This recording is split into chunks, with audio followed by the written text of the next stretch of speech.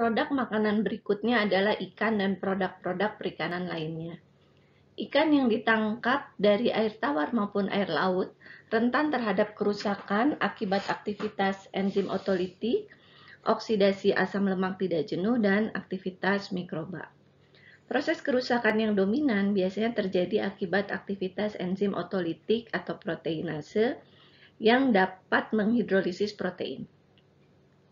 Oksidasi dari asam lemak tidak jenuh juga banyak terjadi pada ikan dengan kandungan lemak yang tinggi. Sementara kerusakan mikrobiologis dipengaruhi oleh jenis dan jumlah mikroba, kondisi lingkungan ikan, jenis ikan, metode penangkapannya, dan proses handling produk perikanan tersebut. Jaringan ikan memiliki senyawa NPN seperti asam amino bebas ataupun trimethylamine oxide dan kreatin yang tinggi, tetapi karbohidratnya rendah. pH jaringan ikan umumnya di atas 6, sehingga bakteri aerob gram negatif berbentuk batang seperti Pseudomonas, Acinetobacter, Moraxella, dan Flavobacterium, serta bakteri fakultatif anaerob seperti Salmonella, Alkaligenes, Vibrio, dan lain sebagainya merupakan bakteri pembusuk utama.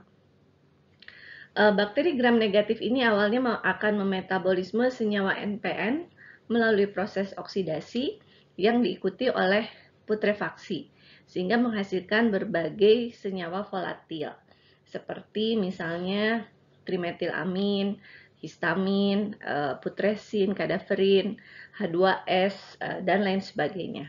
Juga dapat dihasilkan asam lemak volatil seperti misalnya isobutirat dan asam isovalerat. Bakteri proteolitik juga menghasilkan proteinase yang dapat menghidrolisis protein pada ikan dan menghasilkan asam amino yang dapat didegradasi lebih lanjut oleh bakteri pembusuk.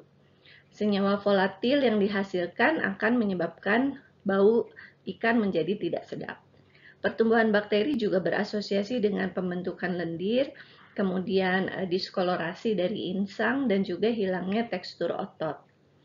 Pada ikan yang disimpan vakum atau dengan pengemasan atmosfer, modified atmosphere, pertumbuhan bakteri pembusuk aerob dihambat. Tetapi bakteri anaerob dan fakultatif anaerob masih tetap bisa tumbuh, termasuk bakteri asam laktat. Untuk ikan yang diasinkan, itu akan bisa rusak oleh bakteri halofilik, seperti misalnya Vibrio atau Micrococcus. Untuk ikan asap, terutama dengan AW yang rendah dan memiliki kondisi penyimpanan yang baik, itu akan tidak cocok untuk pertumbuhan kebanyakan bakteri. Walaupun demikian, kapang dapat tumbuh pada permukaan ikan yang diasapkan.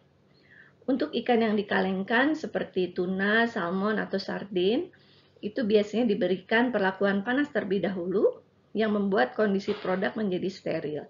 Walaupun demikian, masih dapat dikontaminasi oleh bakteri termofilik pembentuk spora.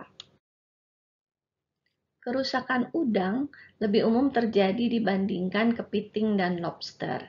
Kepiting dan lobster biasanya masih dapat tetap hidup sampai mereka siap untuk diproses. Sementara udang biasanya akan segera mati setelah pemanenan. Daging krustasea kaya akan senyawa NPN dan dia juga mengandung sekitar 0,5% glikogen serta pH di atas 6. Mikroba predominan yang ditemukan pada krustase diantaranya Pseudomonas dan beberapa bakteri gram negatif berbentuk batang. Sifat atau jenis kerusakan yang terjadi pada krustase sebetulnya mirip dengan kerusakan pada ikan segar. Kerusakan pada udang didominasi oleh perubahan aroma yang disebabkan oleh produk metabolit volatil, pembentukan lendir, dan perubahan tekstur menjadi lebih lunak serta perubahan warna. Udang yang segera dibekukan setelah pemanenan dapat diminimalisir kerusakannya, sehingga proses pembekuan pada udang segera setelah pemanenan ini direkomendasikan. Nah, untuk moluska seperti oyster, clam, atau scallop, jika dibandingkan dengan ikan dan krustasea, daging kerang, oyster, dan scallop ini memiliki kandungan senyawa NPN yang lebih rendah tetapi memiliki karbohidrat yang lebih tinggi dengan pH sekitar di atas 6. Moluska umumnya dijaga agar tetap hidup sampai siap untuk diproses, sehingga kerusakan mikrobiologis umumnya terjadi setelah pemrosesan. Mikroflora normal yang predominan di dalam moluska diantaranya Pseudomonas dan bakteri gram negatif berbentuk batang.